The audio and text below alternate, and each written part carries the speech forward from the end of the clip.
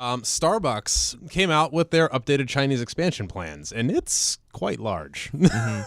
So CEO Howard Schultz, he recently spoke with the Wall Street Journal and basically reconfirming his excitement and the opportunities that he sees in China.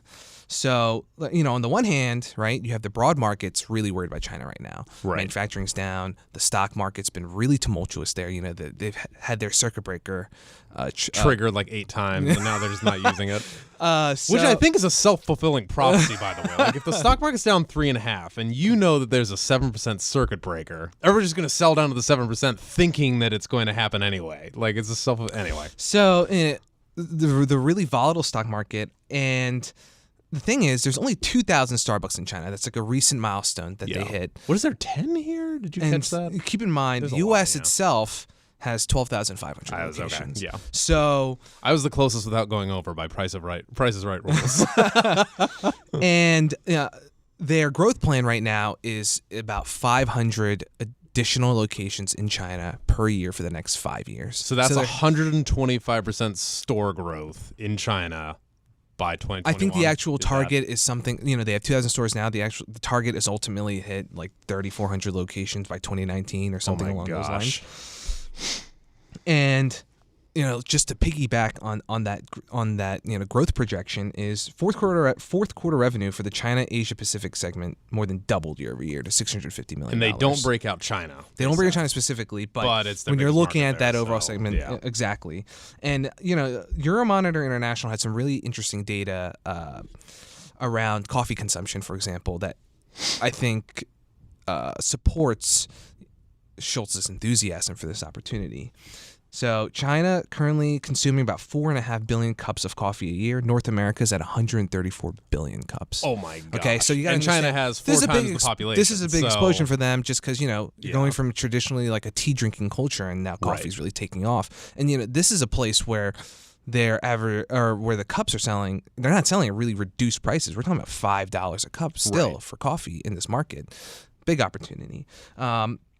What's the GDP per capita these days? Because it's not 35 here. I think it's like 10 or 12 in China, but obviously there's a huge variance. So anyway, another thing in terms that bolsters the opportunity is Chinese coffee consumption from Euromonitor. They expect it to rise 18% annually through 2019. Just give you some context. The U.S. is at 1%. Wow. So not even close. Far outpacing that.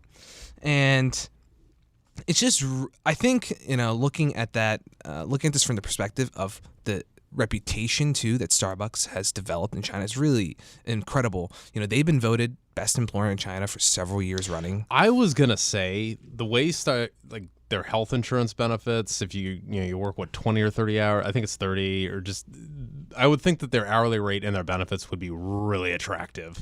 And another part of that, because it's attractive here, so they have 2 new initiatives I think that are furthering the company's desire to develop this really community-focused, employee-focused image that they have. And so there's one thing I thought was really cool. They recently had their partner family forum in Chengdu, and this is basically an opportunity for employees and their families, because there's such a very strong family focus there in that market, to come and speak with the company and learn about why working at Starbucks can be such a great experience. And they're offering a subsidy now to full-time baristas and shift supervisors that will cover about half their housing costs. The idea to help people who are starting their careers to pursue education or other opportunities, right?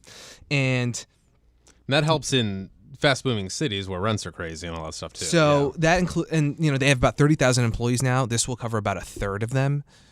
So, pretty substantial. And then another new initiative that they launched, it's called the Career Coffee Break. So if you have been working with them for 10 consecutive years or more, you can take 12-month sabbatical and then be guaranteed a position when you come back that's the same, or at least has the same pay and benefits. Yeah. So you can take that year off to travel or spend time with your family. Again, reinforcing that image that they have. Right. In terms of the stock itself, it did fantastic in 2015, up 46%. And I think that contributes to the fact that they're trading about 31 times forward earnings now, so a little bit higher. Oh, how I wish I'd bought them in the financial crisis. Do you realize how low they got? Yes, they It were was very, like very low. $8 or something. People seem to think at the time that nobody's going to pay that much for the coffee anymore. Obviously, It's like Howard Schultz said one time. He's like, people are willing to pay a high price for a really concentrated cup of caffeine.